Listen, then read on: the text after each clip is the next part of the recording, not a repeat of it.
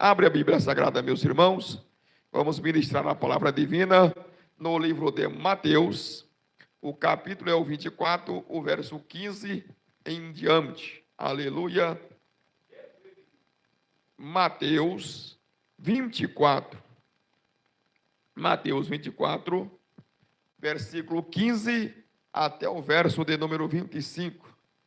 Aleluia. O abominável da desolação, ou melhor, o arrependimento de Israel. Vamos lá, meus irmãos.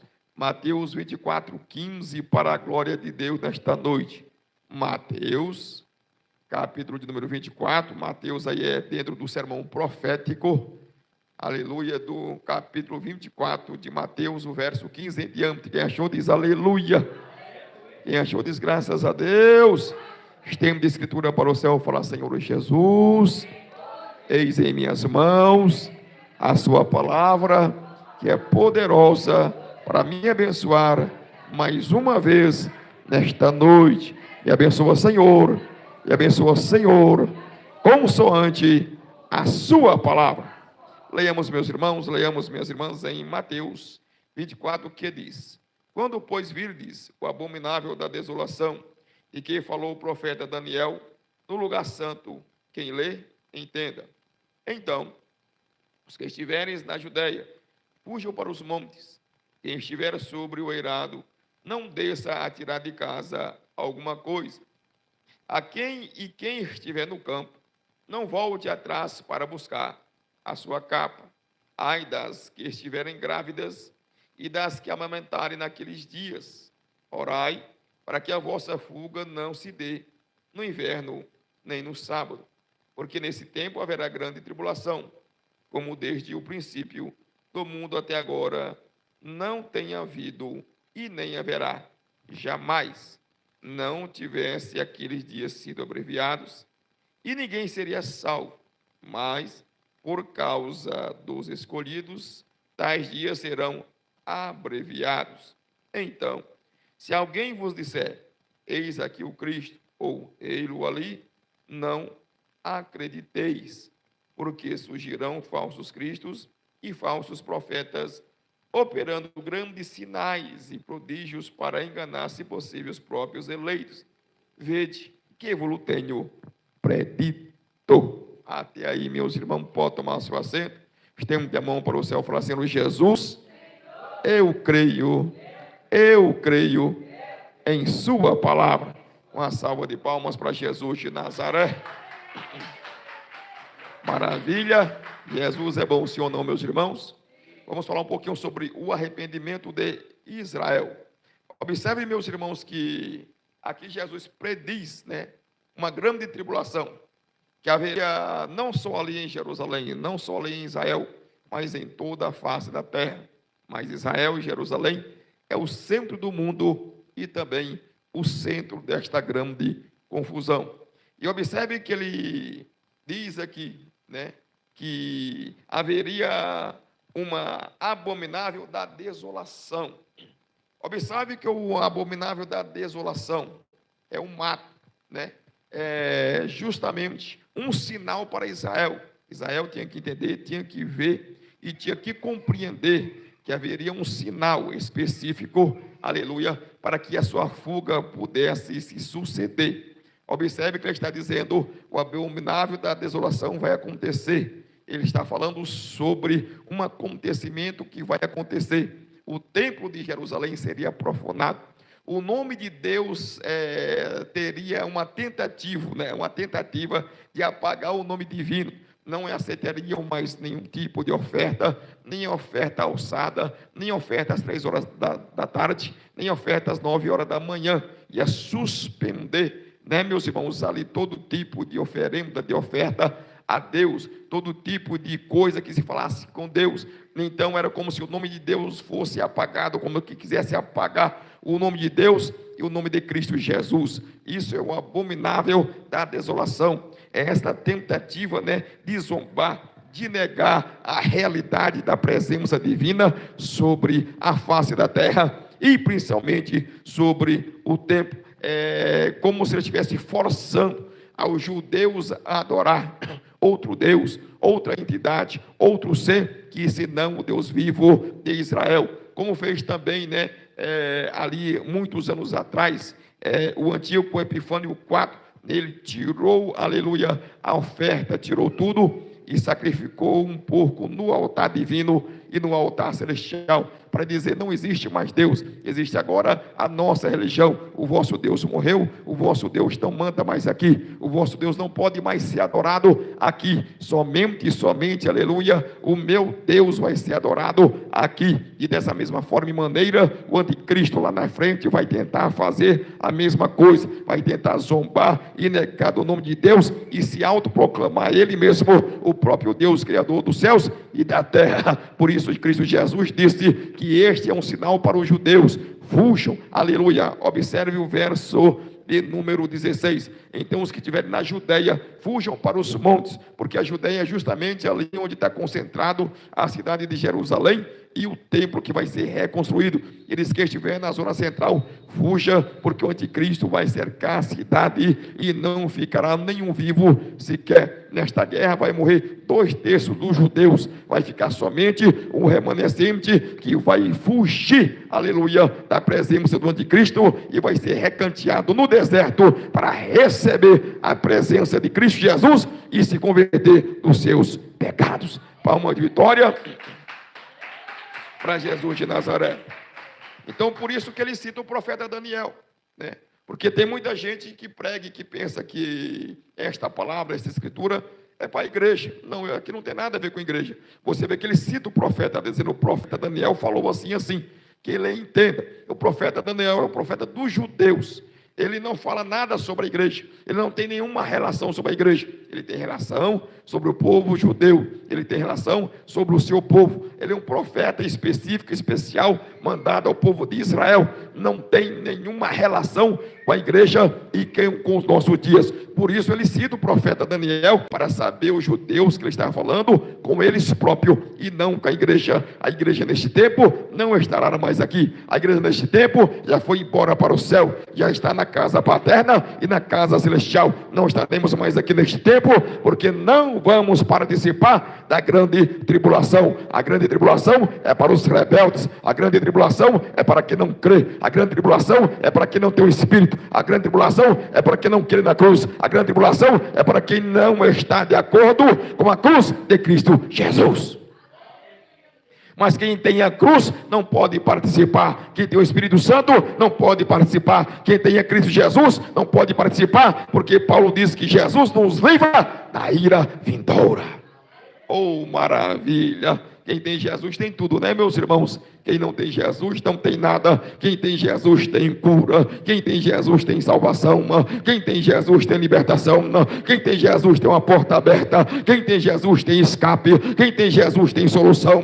Quem tem Jesus tem vida abundante. Quem tem Jesus tem vida eterna. Quem tem Jesus tem livramento. Quem tem Jesus vai morar nos céus de glória.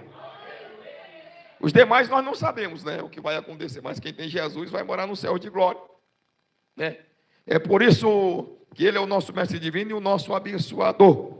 Mas ele disse: fujam, aleluia, para quem estiver na região da Judéia, fuja para os montes, Fuja para outros lugares.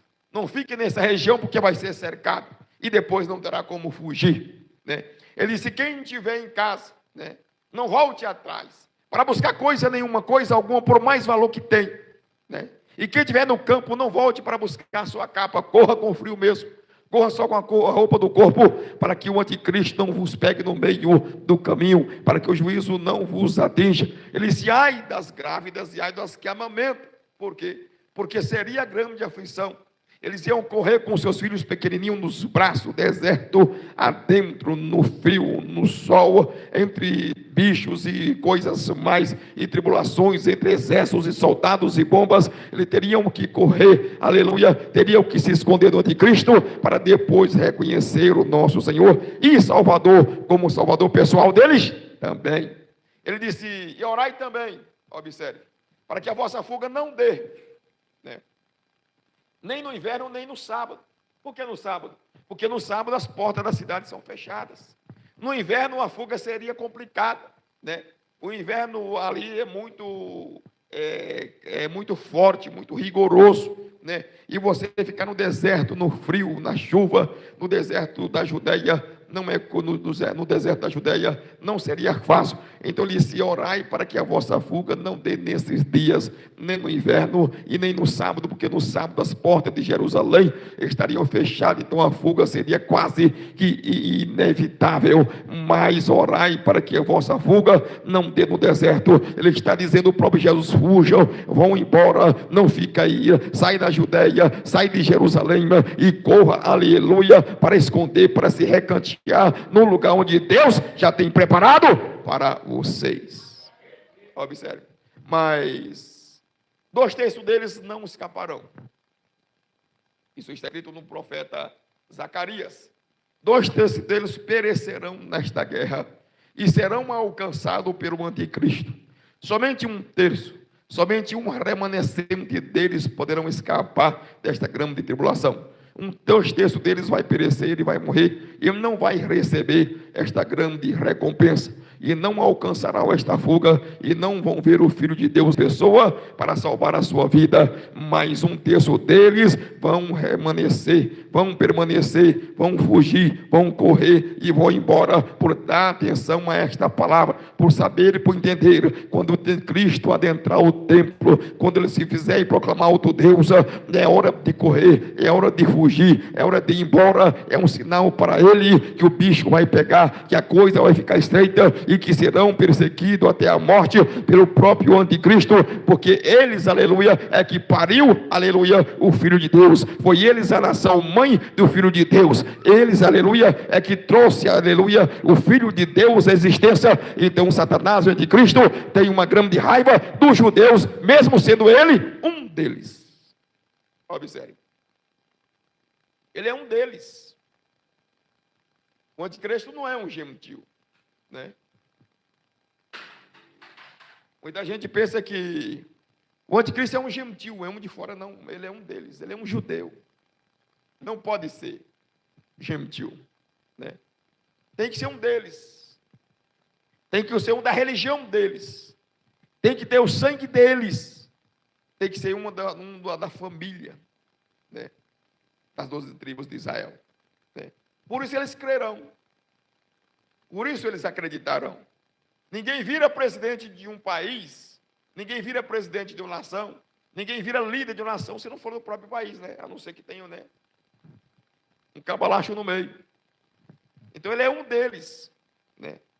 Não é um de fora, não é um gentil, não é um que vem de outro lugar, de outro país, de outra nação, de outra etnia, é um deles. Por isso eles acreditarão. Por isso eles entenderão que, aleluia, ele seria o Cristo real e o verdadeiro. Eles trocarão o falso pelo verdadeiro. Eles trocarão o anticristo pelo Cristo. Mas nós sabemos o real. Nós sabemos quem é verdadeiro. Nós sabemos quem morreu na cruz. Nós sabemos quem subiu ao Monte Calvário. Nós sabemos aquele que tem nos concedido o Espírito Santo. Nós sabemos aquele que tem nos concedido libertação. Nós sabemos aquele que tem arrancado os demônios da nossa frente. Nós sabemos aquele que tem quebrado a macumba no meio e tem nos abençoado dia após dia e noite após noite. Então não temos dúvida, né? Se alguns ainda têm dúvida, nós não temos dúvida, né? Quem é o real? Quem é o verdadeiro? Tem muita gente que tem dúvida. Tem muitas religiões que têm dúvida. Tem muitos pastores que têm dúvida. Tem muitos missionários que têm dúvida. Tem muitos obreiros que têm dúvida. Tem muitos crentes que têm dúvida. É ou não é? É Jesus ou não é? É esse ou não é? Mas nós não temos dúvida, porque Ele já tem operado em nossa vida. Ele já tem libertado os nossos corações. Ele já tem despedaçado o nosso jugo. Ele já tem curado a nossa enfermidade. Ele já tem nos enchido com o seu Espírito Santo dia após dia e noite após noite. Nós não temos dúvida, é Ele que está com as mãos estendidas sobre a nossa vida. Os judeus estão com dúvida, né, meus irmãos? Dizendo: quem é? Quem será? De onde vem? Vem da família real do rei Davi, né? E muitas outras religiões. Está dizendo: é Buda ou é Jesus? Outros dizem: é Maomé. ou é Jesus? Outros dizem Hare Krishna, ou é Jesus? Quem é o Salvador? Quem é o verdadeiro? Quem é o Filho de Deus? Quem é o abençoador? Mas nós não temos dúvida, como Paulo não tinha dúvida, como Pedro não tinha dúvida, como Bartolomeu não tinha dúvida, como a mulher, meus irmãos, do fluxo de sangue não tinha dúvida, como o velho, aleluia, os enfermos daquela época também não tinha dúvida. Nós também não temos dúvida. O nosso é o real, o nosso é o verdadeiro. Ele está conosco e tem derramado o seu poder e a sua virtude sobre nós, para curar os nossos males e enfermidade, para fazer prodígio, milagre na nossa vida, e nos dar a solução, e abrir a porta. Nós estamos nele, ele está conosco, nós estamos nele, e ele está dentro de nós. Jesus de Nazaré é o verdadeiro Messias de Israel, e da igreja gentílica também. Só que Israel, meus irmãos, não entendeu ainda, não descobriu, não conheceu ele ainda. Por isso o aperto. Por isso Deus os deixou no aperto. Por isso o poder do anticristo sobre eles. Né? Para eles entender, para eles reconhecer. Isto aqui, esta fuga, este aperto, essa tribulação, faz parte do caminho divino para a conversão deles. Para o arrependimento deles. Entende? Esta tribulação veio sobre eles para eles reconhecer quem é o real, quem é o verdadeiro, quem morreu na cruz, quem verdadeiramente lhes ama é Jesus de Nazaré em pessoa. Observe, por isso o aperto, por isso a guerra, por isso a grande tribulação sobre ele, por isso a fúria de anticristo, por isso a fúria do inimigo sobre eles. É Deus lhe educando, é Deus lhe apertando, dizendo: volta para o real, volta para o verdadeiro, volta para aquele que eu enviei até a cruz do Calvário para morrer por vós. Volta, volta, volta. E eles estão com o coração endurecido, sem querer voltar e reconhecer. Mas um dia, meus irmãos, através da dor, reconhecerão que Jesus de Nazaré é o nosso grande Messias, Salvador e Libertador. Palma de vitória para Jesus de Nazaré. Aí verso 21 ele diz: porque nesse tempo haverá grande tribulação, como desde o princípio do mundo até agora não tem havido, nem haverá jamais. Observe a grande tribulação que eles haverão de passar para reconhecer, meus irmãos. Observe que coração endurecido. Não só eles, porque a grande tribulação deles, né, é uma representação da grande tribulação que virá sobre toda a face da terra. Né? Ali é o epicentro dela. Né? Ali é o foco, né, principal. Mas ela ramificará para todos os povos, tribos, línguas e nações da terra. Ali é o epicentro. Né? Ali é o centro dela. Ali onde o anticristo quer reinar, onde ele quer empossar, é dentro de Jerusalém, a cidade de Davi, a cidade do grande rei, né? A cidade que pertence a Jesus de Nazaré. Então ali ele quer se assentar, ali ele quer reinar, e a grande tribulação, o foco dela vai ser ali, mas não quer dizer que o mundo inteiro não participará, todos os povos participarão.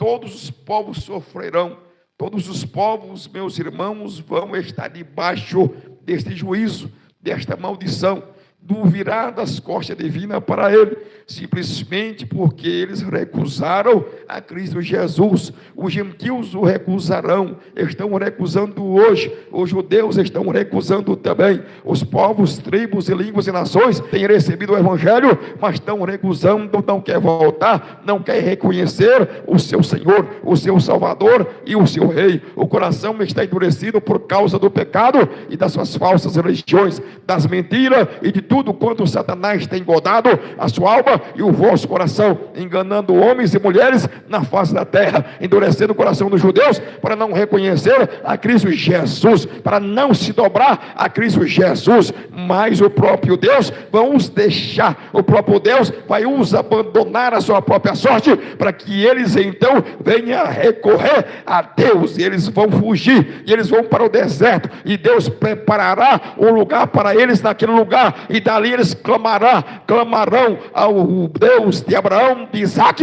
e de Jacó. E quem vai se manifestar? Jesus em pessoa. Jesus é o agente divino para os grandes eventos. Se é na guerra do Armagedon, é Jesus em pessoa. Se é no arrebatamento, é Jesus em pessoa. Se é no Calvário, é Jesus em pessoa. Se é para voltar com grande poder e glória, é Jesus em pessoa. Se é para entrar no trono de Davi, é Jesus em pessoa. Os grandes eventos divinos, é Jesus, ele em pessoa, que faz a obra. Ele é o principal, o maior obreiro de Deus para pregar o evangelho, é Jesus em pessoa. Para batizar com o Espírito Santo, é Jesus em pessoa. Para ressuscitar os mortos, é Jesus em pessoa. É o maior obreiro divino, é Jesus de Nazaré. Nós não, né, meus irmãos? Nós somos só pequenos imitadores desta grande obra. Como o judeu disse, então nos digam uma coisa, lá em João 6. O que eu posso fazer para fazer a obra divina? Os judeus falando, o que é que a gente pode fazer então? Já que o Senhor disse que nós temos que abandonar a areia para um lado. O que é que a gente faz então? Para fazer a obra divina, o que é que eu preciso fazer? E só crer naquele que Deus naquele que Deus enviou. Precisa de grande coisa. Crer nele. Só crer nele. Se você crer nele, você estará fazendo grande obra para Deus. Você perecerá no meio do caminho, mas se você crer nele, você estará realizando uma grande obra para Deus. Nós temos que crer no Filho de Deus. As nações sofrerão a grande tribulação. Por quê? Porque não crê no Filho de Deus. Israel vai ser quase exterminado. Por quê? Porque não creu no Filho de Deus. Hitler matou 6 milhões de judeus na Segunda Guerra Mundial. Por quê? Porque eles não criam no Filho de Deus. Até hoje eles estão sofrendo no Oriente Médio contra o Irã, contra as nações circunvizinhas daquela terra. Por quê? Porque não creram no Filho de Deus. Porque não se abaixam a cabeça para o Filho de Deus. E se não, nós estamos esperando. Não, nós estamos aguardando. Não, nós estamos esperando. Não, ele já veio, pereceu na cruz do Calvário e vai voltar de novo. O Espírito Santo até você transbordar. E depois de sim, não, agora estou com raiva de ti. Vou te lançar. Depois de sim, não, agora estou com raiva de ti. Vou te lançar em juízo, vou te lançar em castigo. Vou lançar uma grande tribulação sobre ti. Meu Deus do céu. Quer que eu faça uns pregadores do século XXI, pastor Josué? Eu vou encher a minha igreja até a tampa. Vou batizar com o Espírito Santo. Depois vou lançar juízo sobre eles. Fogo sobre eles. Maldição sobre eles. Ira sobre eles. Raiva sobre eles. E nós vamos fazer mais o quê? E achamos cheio do Espírito Santo. Transbordando do Espírito Santo. O que é que ele requer? Mais nada, meus irmãos.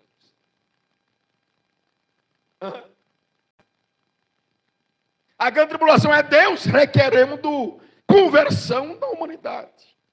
A grande tribulação é Deus requerendo, meus irmãos, arrependimento da humanidade. A grande tribulação é Deus peneirando os moradores da terra, dizendo: volta, volta, volta, retroage, se arrependa dos seus pecados. Nós já passamos por essa fase. Nós já estendemos as mãos e aceitamos Cristo Jesus. Nós já estamos com a nossa botija cheia do Espírito Santo. Então acabou para nós.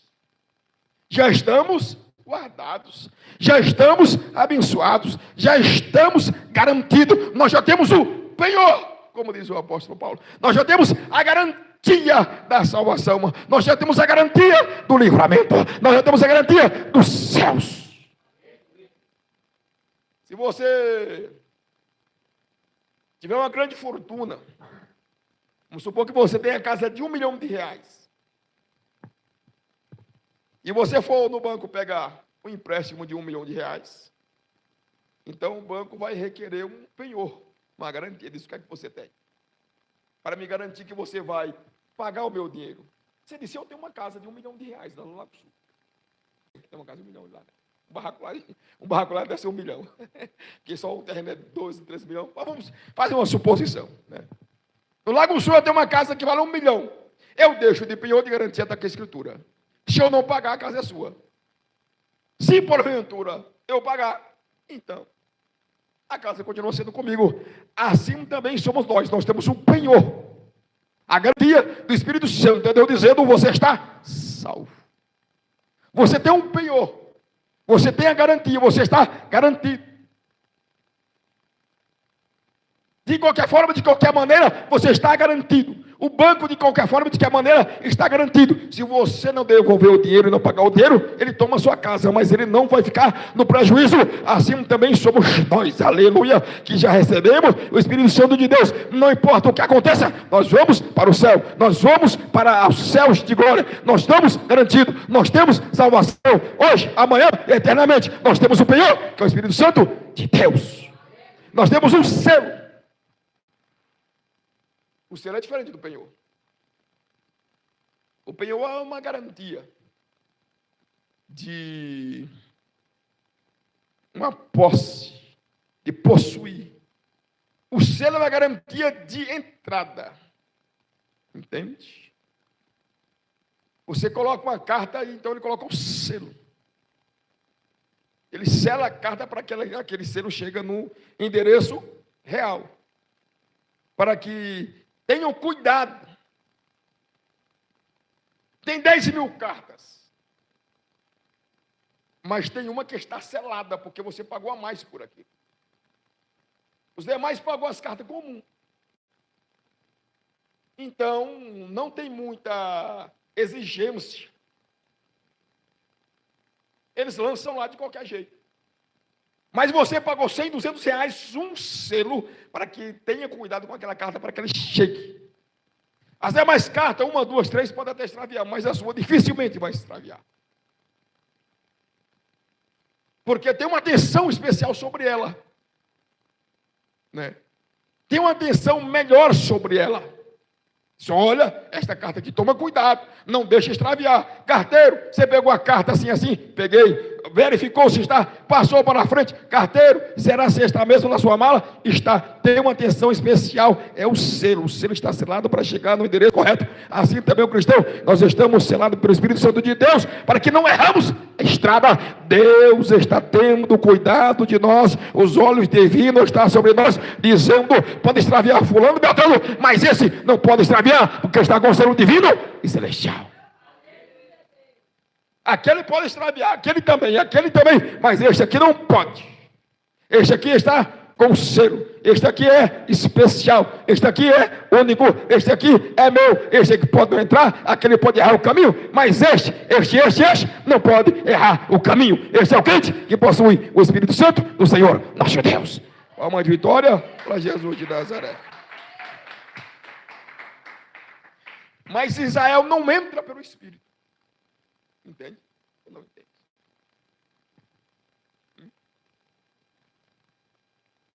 Israel entra pela promessa a Abraão, Isaac e Jacó. A promessa está sobre eles. Mas só tem uma porta. E é Cristo Jesus. Então, se eles não reconhecerem, ficarão de fora.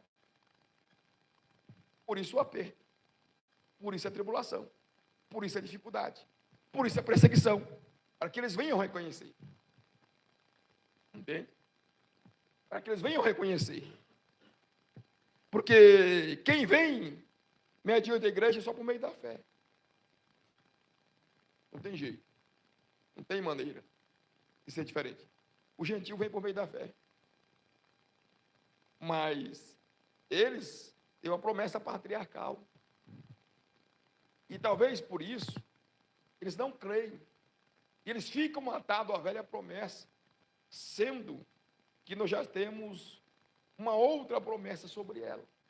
E eles ficam voltados ainda atrás, né? Por meio dos patriarcas, Abraão, Isaque e Jacó. E se nós temos a promessa dos pais, nós temos a promessa dos pais, esquecem Cristo Jesus. Nós temos a lei mosaica e esquecem o Evangelho. Não creem no Evangelho. Eles dizem que o Evangelho é uma coxa de retalho, né? E não creem no Evangelho. Então, observe.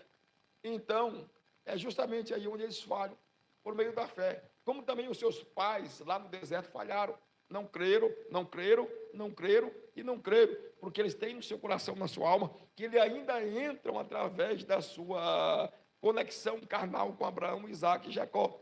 Com a sua conexão natural com Abraão, Isaque e Jacó. Isso nós somos filhos de Abraão, nós somos filhos de Abraão, nós somos filhos de Abraão. Mas justamente isso, Abraão veio para que o descendente de Abraão, através do descendente de Abraão, eles recebessem a promessa completa. E eles estão recuando, estão voltando e dizendo: nós temos Abraão, não precisamos de Cristo. Nós temos Moisés, não precisamos de Cristo. Nós temos a lei, não precisamos de Cristo. Nós temos os profetas, não precisamos de Cristo. Mas a lei, o profeta Abraão, Isaque, todo mundo falou justamente de Cristo Jesus.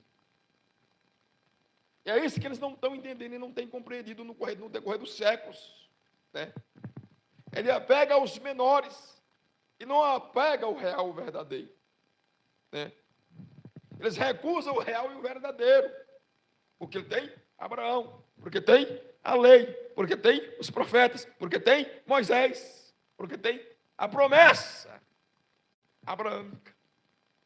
E por isso passará por essa grande tribulação para se arrepender, para reconhecer, para voltar à presença de Deus através do seu Filho Jesus Cristo. Observe então o que ele diz no verso 22. Não tiverem aqueles dias sido abreviados. Os dias da grande tribulação serão abreviados. A tribulação deles, dos judeus e das nações, vão ser abreviados, né? Os dias não vão transcorrer até o final dos 7 anos. E como vai ser abreviado? Como Deus vai fazer parar os dias da tribulação? Os dias da grande tribulação? Como Deus vai parar a tribulação dos judeus? Mais uma vez, entra em cena o grande obreiro divino, que voltará juntamente com a igreja para destruir o anticristo e o seu exército na guerra do Armagedon. Então, a guerra do Armagedon, a chegada de Jesus no seu cavalo branco, é que barra o anticristo, é que barra essa perseguição, é que barra o exército do anticristo e não deixa eles alcançar o restante dos remanescentes dos judeus, porque senão nenhuma carne, nenhum judeu, nenhum remanescente do povo de Deus sobraria, senão ele mesmo, o anticristo. Mas os dias serão abreviados. Jesus de Nazaré descerá do céu, soprará sobre o exército do anticristo e todos perecerão no mesmo instante e a guerra vai acabar aí. Os dias serão abreviados, porque Jesus vai intervir pessoalmente. Jesus vai descer pessoalmente, vai assoprar o sopro sobre eles e eles perecerão. Serão amaldiçoados pelo sopro divino e celestial, então eles vão perecer. Não vão prosseguir. Israel, então, vai ficar no seu campo, né? No deserto, escondido, recanteado, medrosos, sem saber o que está acontecendo, sem saber se o anticristo os alcançará e nu ou não o alcançará.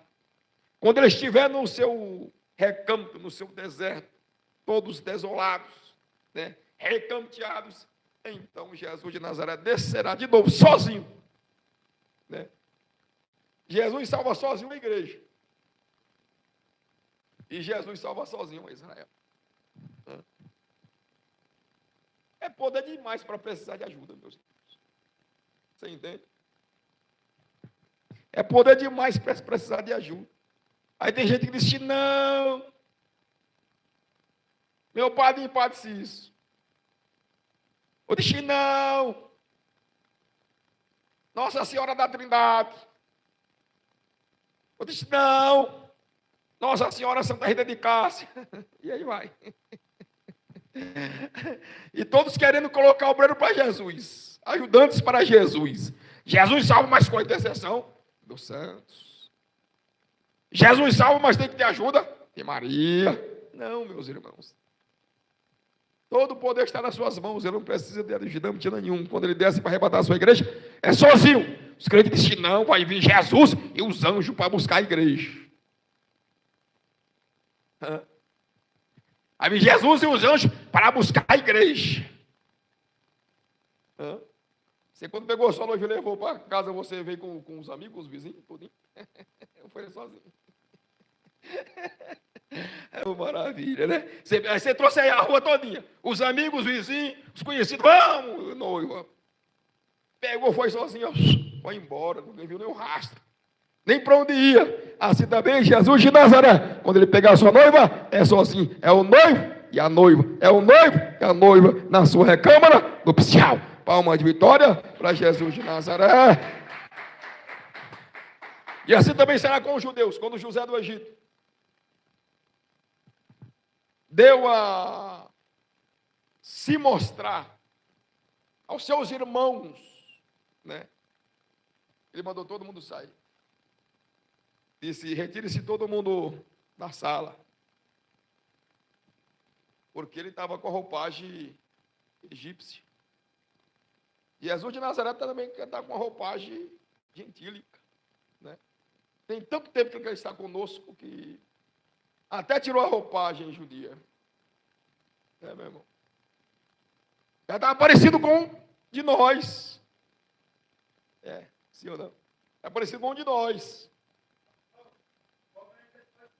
Tá bom. Está parecido já com um gentil. E os irmãos judeus poderiam nem reconhecê-lo mais, né? Mas aí quando eles estiverem recanteados naquele deserto, né? Naquele lugar árido, então ele desce, como ele desceu para os apóstolos, ele desce no meio.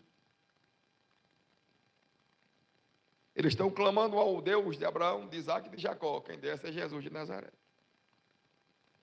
Eles estão clamando o Rei dos Reis, o Senhor dos Senhores, o Senhor da guerra, o Senhor dos exércitos. Quem desce é Jesus de Nazaré em pessoa. Aleluia. Ele lhe perguntarão, aonde achou essas marcas nas mãos e nos pés? Aonde encontraste essas feridas? Ele disse, essas feridas eu encontrei na casa dos meus irmãos. Zacarias, volta lá no livro de Zacarias 14, 15. 14, 12, 13, 14. 15 não existe. Só até 14. Eu encontrei essas feridas na casa dos meus amigos, na casa dos meus irmãos. Quem colocou essas marcas em mim foi os próprios judeus. E diz a Escritura que cada família vai chorar, vai prantear separadamente. A família de Natã, a família de Davi.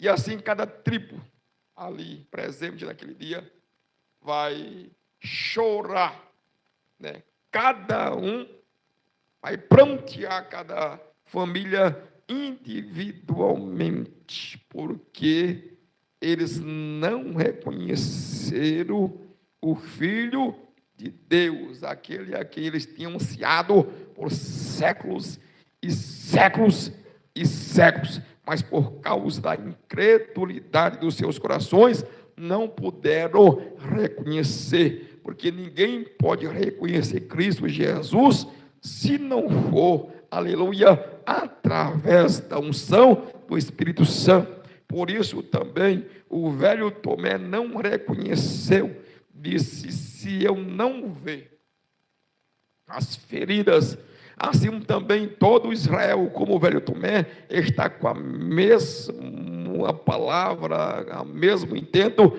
em seu coração. Se eu não ver as feridas, eu não creio. É um povo sem fé, é um povo carnal, mas em sua misericórdia o próprio Deus vai os alcançar em sua incredulidade. vão ver suas feridas, como também viu o Tomé, e vão reconhecer que ele é o seu Salvador, o seu Senhor e o seu abençoador, e toda a nação, em um dia só, se converterá ao Deus de Israel, através da pessoa de Cristo Jesus. Palmas de vitória, meus irmãos. Uma nação inteira, né? Quando Deus está com Israel, é como nação inteira, não tem como Deus tratar por meios. Quando, cala a boca que você é artificial, você não é de Jesus. Artificial não vai para o céu, não, só mesmo quem tem coração. A inteligência artificial vai ficar aí, vai queimar no fogo. Só quem tem coração. Quem sabe o que é misericórdia e compaixão, né? Inteligência artificial que é prega local do pastor agora. E observe que Israel, Deus trata com eles, só como nação. Eles estavam entre os povos e as tribos da terra. Em 1948, então, eles foram denominados uma nação. E a ONU, de uma vez só, trouxe, repatriou eles. Agora vocês são uma nação. Uma nação nasceu no dia. Um dia só, uma nação nasceu. É assim que Deus trata com eles. Os gentios não, somos pingados. Uma aqui, outra por lá. Uma aqui, outra por lá. Um na China, um no Paraguai. Longe, distante. Mas Israel não, Israel é um povo só, é uma nação só. Quando Deus trata com eles, trata como uma nação só. E assim foi restaurado o Estado de Israel em 1948 pela ONU, num dia só. Assim também, aleluia, da mesma forma e da mesma maneira, todos têm que reconhecer, todos os remanescentes têm que reconhecer. Em um dia só, de uma vez só, aleluia, que Jesus é o seu Salvador, o seu Messias e o seu abençoador, e todos prantearão, aleluia, por ter recusado o Filho de Deus, voltarão para Deus através da sua pessoa gloriosa. Observe agora os versos de número 23. Ele faz uma retroação. O versículo 23 e 24, ele faz uma retroação, aconselhando eles quando eles estiverem ainda dentro da grande tribulação. Entende ou não entende? É um conselho divino para eles. Ele diz aos judeus, aqui não é mais a igreja, porque a igreja já passou esse período. Né? Alguns pregam esse versículo aí sobre a igreja, mas não é. Tem um versículo semelhante a esse que é para a igreja, mas esse não é. Esses dois versículos não é para a igreja. Entende? Porque há falsos profetas na era da igreja. Há sinais de mentira e prodígios de mentira na era da igreja. Só que com muito mais contenção, porque o Espírito Santo está operando agora. Entende? Então, os sinais de milagres, de mentira, é muito menor agora, porque o Espírito Santo não deixa. Os demônios operaram livremente, como operará na grande tribulação. Então, aí é a diferença.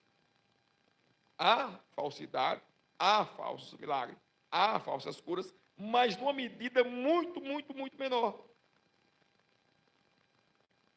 Por quê? Porque o Espírito Santo atua para restringir esta operação demoníaca e satânica para enganar as multidões. Porque nós estamos na era do Espírito, na era da igreja, na era do Pentecostes. Satanás opera, mas numa medida menor. Satanás opera, mas numa medida parcial. Quando você volta atrás no tempo de Moisés, Janes e Jambres fizeram cobras como Moisés o fez. Observe o tamanho, a elevação da operação demoníaca. Mas agora não faz mais. Tem aqui uma operaçãozinha aqui, a outra para o lado demoníaco, mais de tal maneira que não pode operar livremente como eles querem operar, porque há o poder do Espírito. Há milhões e milhões e milhões de crentes cheios do Espírito Santo. Há milhões e milhões e milhões de intercessões diariamente. Há milhões e milhões de Jesus diariamente, aleluia, combatendo todo tipo de legião maligna, para que a operação não seja tão fantástica como eles querem que seja. No tempo de Janes e Jambres, não havia uma igreja cheia do Espírito. Não havia uma intercessão diária. Não havia jejuns contrários. Então, livremente, os demônios operavam. É tanto que Moisés fazia o milagre, eles copiavam o milagre que Moisés fazia. Moisés fazia um sinal, eles copiavam o sinal que Moisés fazia. Mas hoje a gente faz sinal milagre e há poucas cópias dele, porque o Espírito Santo está operando e atuando para que esse engano não venha a ser tão enfático a ponto de enganar as grandes multidões. Assim, falsos sinais, assim, prodígio de mentira, assim, falsos profetas, assim, aleluia, todo tipo de anticristo. Existe hoje em torno de 40 e poucos pessoas que se dizem ser intitular Cristo, mas de uma forma muito menor. Mas a Cristo está dizendo, observe, verso 23. Verso 23. Então, se alguém vos disser, ele aqui, o Cristo, ou ele ali, não acrediteis. Então, ele está falando dos falsos cristos, que na grande tribulação se multiplicarão. Né? Em todo o país, em todas as nações, surgirão vários e vários e vários anticristos. Vários e vários falsos profetas. Né? Então, ele está dizendo, não acreditarão.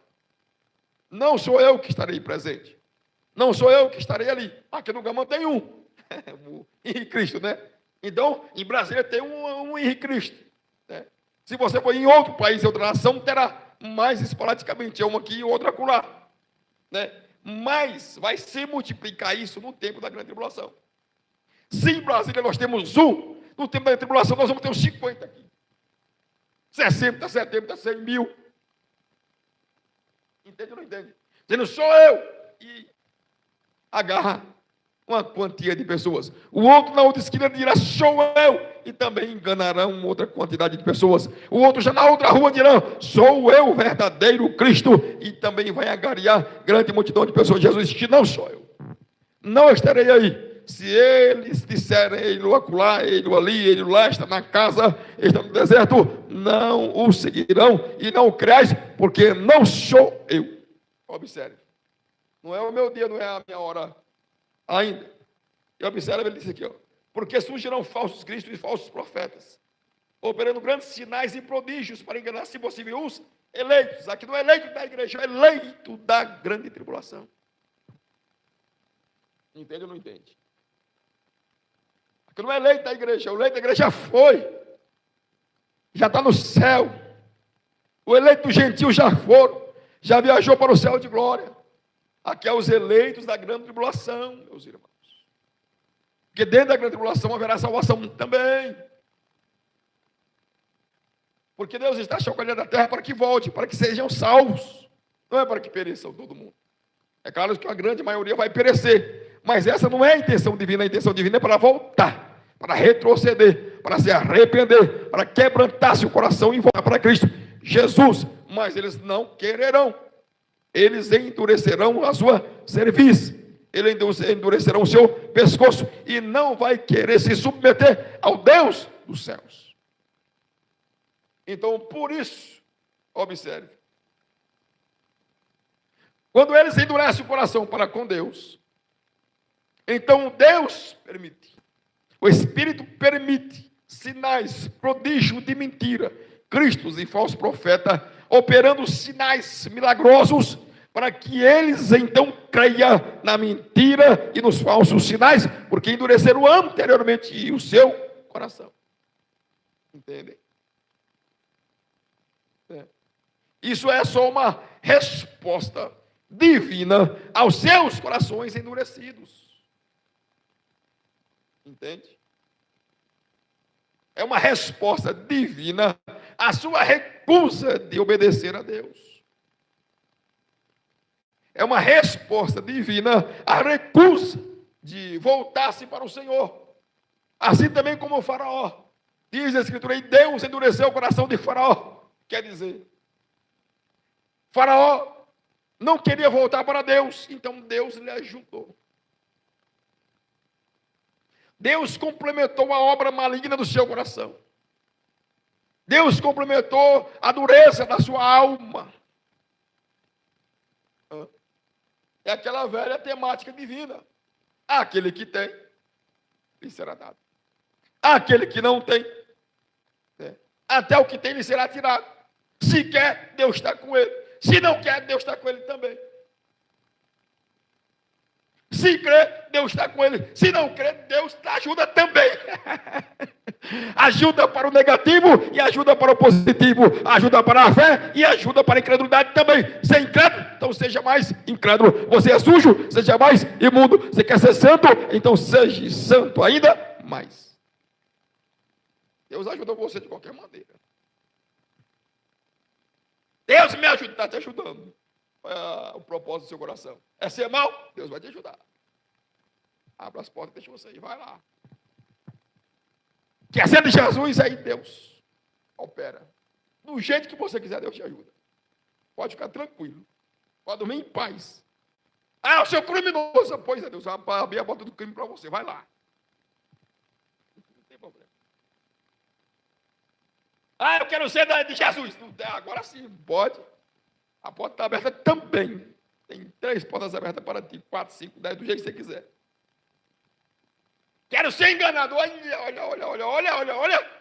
E veio o falso profeta para você. Olha que benção. Ah, quero ser engordado. Não tem problema, eu tenho um engordador na sua frente. Toma aí. Receba. Deus é bom, né, meus irmãos? Receba. É você que dispõe da sua alma, dentro do seu coração. O que você quiser, Deus está contigo. É isso mais ou menos que ele está dizendo aqui. Surgirão falsos profetas. De tal forma que as grandes multidões serão enganadas, até mesmo os eleitos fazem assim, olha, até os eleitos. Até os escolhidos dentro da grande tribulação vai dizer assim, olha, que milagre, que sinal, que prodígio, que maravilha, que palavra profética. Observe. Aí depois o Espírito Santo tira a tarja dos seus olhos.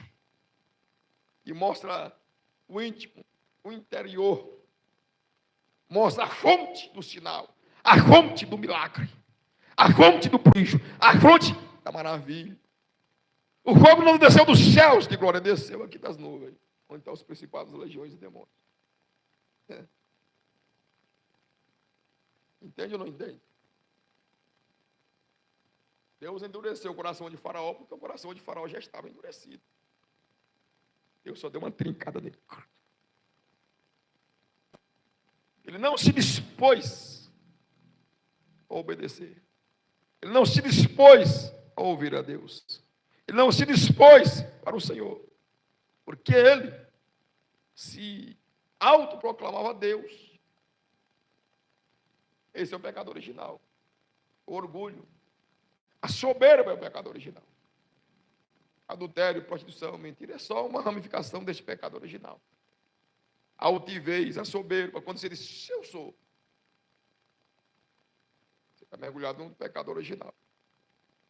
Quando você diz assim, eu faço, eu posso, você está mergulhado no pecado original, cuidado, viu? Quando Satanás disse, eu subirei acima das estrelas dos céus, eu subirei acima do Altíssimo, estava dentro do pecado original. Quando Eva disse, Satanás disse a Eva, se você comer desse fruto, então você vai ser como Deus, conhecedor do bem e do mal. Ele disse, opa, eu quero ser como Deus. Mergulhou no pecado original. Só Adão que era inocente. Adão era maravilhoso. Adão disse, ó Senhor, não posso deixar ela morrer sozinha, é minha mulher. Aí morreu junto com ela. Adão era homem de verdade, não era meio termo, não. Assim também foi Cristo Jesus. Disse, eu não posso deixar a igreja morrer sozinha. Vou lá perecer com ela também. Perecer.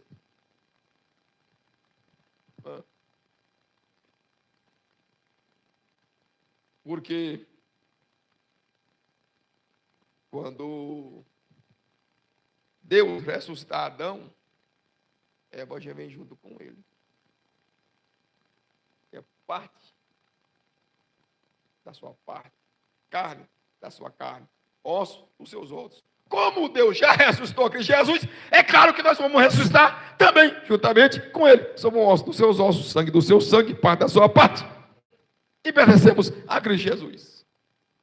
Deus não ia ressuscitar Adão e deixar Eva lá. É parte dele. Entende ou não entende? E por isso Adão sabia, Adão entendia. Se ele me ressuscitar, é óbvio que ressuscitará Eva também. Se Cristo Jesus foi ressuscitado de entre os mortos, é claro, é óbvio que a igreja será ressuscitada também. Que somos parte da sua parte, osso dos seus ossos, e sangue do seu sangue. Por isso, ele é a primícia da ressurreição, dando a entender o próprio Deus que, da mesma forma e maneira que Cristo Jesus foi ressuscitado, nós o seremos também. Tá bom, meus irmãos, por hoje? Palmas de vitória para Cristo Jesus.